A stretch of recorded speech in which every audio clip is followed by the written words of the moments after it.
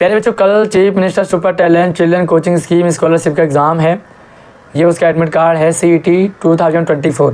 आपने अपना admit card ले लिया होगा, नहीं लिया है तो अपने स्कूल से ले लीजिए।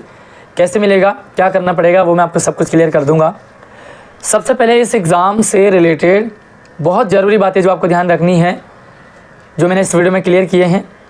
ठीक है, सबसे पहली बात है कि सीटें लिमिटेड हैं और आपको क्वालिफाई करना है, तो कंपटीशन ज़्यादा है, उसका आपको ध्यान रखना है। सबसे पहले तो आपको शुभकामनाएं, ऑल द बेस्ट, आपका एग्ज़ाम बहुत अच्छा जाए। ये आपका रोल नंबर है और रोल नंबर आपको अपनी सीट में फिल करना होता है, OMR शीट में, उसे ध्यान से फिल करें। वर्ड में भी मिला है और डिजिट में भी। उसके बाद यहाँ पर जो है एग्ज़ाम सेंटर नंबर भी है, सेंटर ID है, तो ये सेंटर ID और सेंटर नेम, ये सब कुछ आपको फिल करना होता है OMR शीट में। तो ये सारी चीज़ें आप प्रैक्टिस कर लें और आपको अच्छे से पता होना चाहिए। एग्ज़ाम में क्या होता है कि हम हड़बड़ाहट में, घबराहट में गलती कर जाते हैं, तो आपको गलतियां नहीं करनी है। कूल माइंड होकर के, फ्रेश माइंड आपको अपना एग्ज़ाम देना है और ये सारी बेसिक डिटेल आपको फिल करनी है। कई बच्चों का ऐसा होता है कि उनका एग्ज़ाम बहुत अच्छा जाता है लेकिन वो फ्रंट पेज ख़राब कर देते हैं, आपको नहीं करना है। ठीक है, ये एग्ज़ाम सेंटर है, तो सबसे पहले आप मुझे कमेंट में ज़रूर बताइए कि आपका कौन सा स्कूल है और आपका जो सेंटर है वो कहाँ पड़ा है। ठीक है, तो कमेंट में ज़रूर बताइए, हो सकता है आपको आसपास के सर्कल से कमेंट में मिल जाए और भी बच्चे। ठीक है, ये है आपका एग्ज़ामिनेशन नेम और ये 22 तारीख को एग्ज़ाम होगा, 22 सितंबर 2024 संडे को एग्ज़ाम है। एंड टाइमिंग क्या है इसकी, 10:30 से लेकर के 12:30, 2 घंटे का पेपर होगा। ठीक है, 2 घंटे का पेपर होगा और यही 2 घंटे आपकी लाइफ को बहुत टर्निंग पॉइंट है आपके लिए। तो एक प्यारा सा कमेंट भी आप ज़रूर करें कि आप कौन सी क्लास का एग्ज़ाम दे रहे हैं और कौन से स्कीम के लिए दे रहे हैं, JEE के लिए दे रहे हैं, नीट के लिए दे रहे हैं, क्लास 9 का है या 11 का है। तो प्रॉपर लिखें आप कि मैं इस क्लास का हूँ और मेरा ये डोमेन है, ये स्ट्रीम है। कैंडिडेट नेम मैंने सारी चीज़ें ब्लर की हैं, तो ये सारी चीज़ें आपको फिल करनी है। आपके स्कूल की ID है, ये सारी चीज़ें आपको वहाँ भी फिल करना होगा, तो आपको यहाँ पर दिक्कत नहीं करनी है। अब जो मोस्ट इम्पॉर्टेंट चीज़ है वो यहाँ से आपकी शुरू होती है। कुछ टिप्स मैं आपको एंड में दूंगा, उससे पहले हम यहाँ पे important instruction to be carefully completed, ये आपको जो कंपाइल करने के कुछ इंपॉर्टेंट इंस्ट्रक्शंस है, उन्हें आपको समझना है और एग्ज़ाम क्रैक करने के कुछ टिप्स हैं वो मैं आपको थोड़ी देर में क्लियर कर देता हूँ। To report at the examination centre latest by 9 AM, entry is not permitted after 9:45। भैया आपका एग्ज़ाम 10:30 बजे से है, लेकिन आपको रिपोर्ट कर देना है 9 बजे। 9 बजे आपका एग्ज़ाम सेंटर खुल जाएगा, आपके अंदर एंट्री हो जाएगी और 9:45 के बाद किसी को भी अंदर अलाउ नहीं किया जाएगा। इसलिए आपको क्या करना है, किसी भी हालत में 8:45, 9 और 9:15 तक, लास्ट जो है 9:15 तक आप सेंटर पे चले जाइए। और इसके लिए आपको एक दिन पहले जो है आप चेक कर लीजिए सेंटर कहाँ है, कौन सा स्कूल है और वहाँ जाना कैसे है, आपका कन्वेंस क्या है। कई बच्चों के साथ ऐसी प्रॉब्लम आती है कि वो on the date and time जाते हैं और सेम स्कूल होता है लगभग आसपास में, घबराहट के हमारे दूसरे स्कूल में चले जाते हैं, एंट्री भी कर लेते हैं एंड बाद में पता लगता है कि यहाँ तो उनका एग्ज़ाम है ही नहीं। इसलिए आप एक दिन पहले अपना रोल नंबर, अपना नाम, सब कुछ चेक कर लें, स्कूल, सेंटर और रूट चेक कर लें। आपको जो है एग्ज़ाम ख़त्म होने से पहले आपको बाहर भी नहीं आने दिया जाएगा। 10:30 से 12:30 है, तो आप 12 बजे भी बाहर नहीं आ पाओगे। ठीक है, तो आपको बाहर 12:30 बजे के बाद ही अलाउ रहेगा।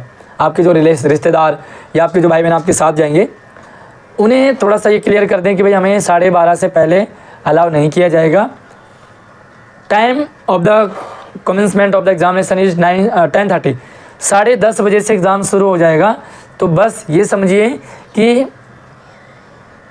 उससे पहले, क्योंकि 9 बजे आपकी एंट्री हो जाएगी, 9:45 पे आपका एंट्री बंद हो जाएगा, तो उससे पहले आपको सारी चीज़ें रीड करनी है। जो भी आपको पेपर मिला होगा, OMR शीट को ध्यान से फिल करेंगे तो आपको रीड करनी है, क्योंकि अगला पॉइंट इन्होंने दिया है कि read the instructions carefully written on the questions booklet and OMR sheet. OMR sheet में भी सब कुछ क्लियरली लिखा होगा, हिंदी इंग्लिश में। क्वेश्चन पेपर पे भी लिखा होगा, माइनस मार्किंग क्या रहेगी, कौन सा पार्ट JEE वालों के लिए, कौन सा पार्ट नीट वालों के लिए, क्योंकि पेपर आपका सेम ही आता है। JEE वालों के लिए वही पेपर होता है, नीट वालों का भी वही होता है। तो कहीं आप ये सोच रहे होंगे कि भाई ये पेपर तो JEE वालों का है, शायद नीट वालों के लिए दूसरा आएगा। पेपर एक ही होता है, उसमें क्वेश्चन दिए होते हैं, कि इतने क्वेश्चन से इतने क्वेश्चन तक जेईई वालों के लिए, यहाँ से यहाँ तक नीट वालों के लिए, और कुछ क्वेश्चन हो सकता है जनरल भी हो सकते हैं जो दोनों के लिए। तो इसलिए आपको ध्यान से क्वेश्चन पेपर को और आंसर शीट को रीड करना है। उसके बाद यहाँ पे देखोगे तो carry only black blue ball point pen to fill OMR sheet.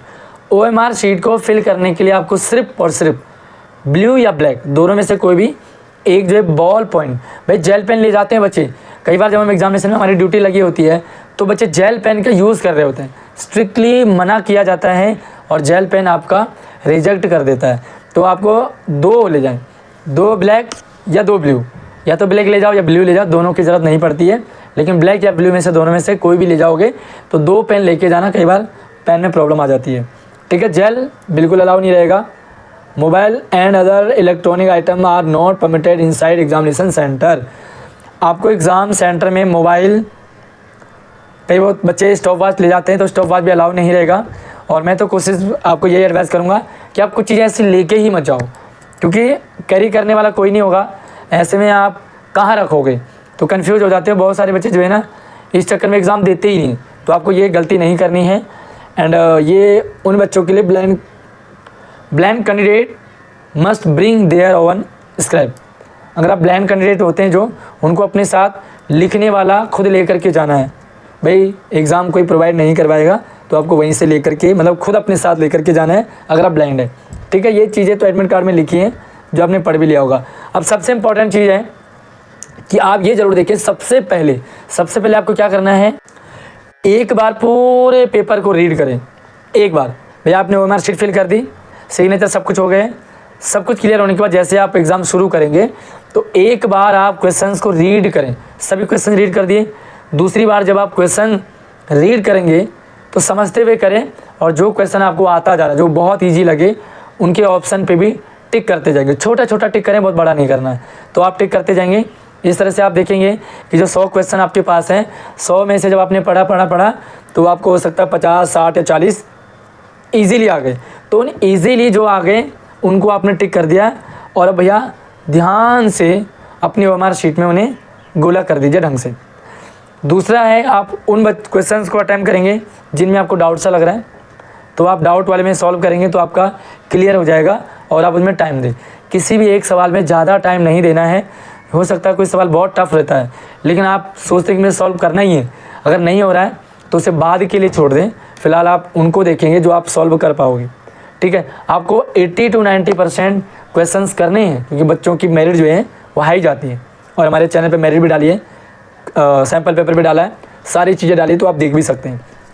लेकिन आपको फर्स्ट राउंड में सारे वो करने जो आपको बहुत ईजी लग रहे हो, सेकंड राउंड में समझते जाइए, एंड थर्ड में आप उन्हें करेंगे जो बहुत टफ से लग रहे हैं, सॉल्व करते जाइए, कितने हो पाते हैं।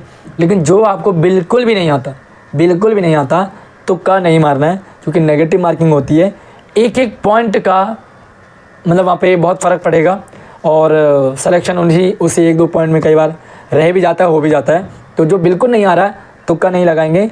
अगर आप 2 ऑप्शन में कंफ्यूज हो रहे हो तो ऐसी कंडीशन में तुक्का लगा लीजिए, क्योंकि अगर सही हो जाता है तो 3 या 4 नंबर मिलेंगे, अगर गलत हो जाता है तो भैया आपको 1/3 या 1/4 कटेगा। तो ऐसे में थोड़ा बहुत रिस्क आप वहाँ पे लें जहाँ पे आप 2 ऑप्शन में कंफ्यूज हों। ठीक है, बस ऑल द बेस्ट, आपको बहुत अच्छा करना है। एग्ज़ाम जब हो जाए आपका तो आप अपना क्वेश्चन पेपर की PDF बढ़िया से बना के मुझे शेयर जरूर करें। मेरा व्हाट्सअप नंबर, इंस्टाग्राम ID, सारे सोशल मीडिया के जो लिंक है डिस्क्रिप्शन में दे रखे हैं, आप हमसे संपर्क कर सकते हैं। और अभी आपको कोई सवाल है तो भी आप पूछ सकते हैं। बस आप अपना क्लास और अपना जो भी यही नीट है क्या है वो आप कमेंट में जरूर लिखें। अगली वीडियो मिलते हैं, तब तक आप अपने ख्याल रखिए। धन्यवाद।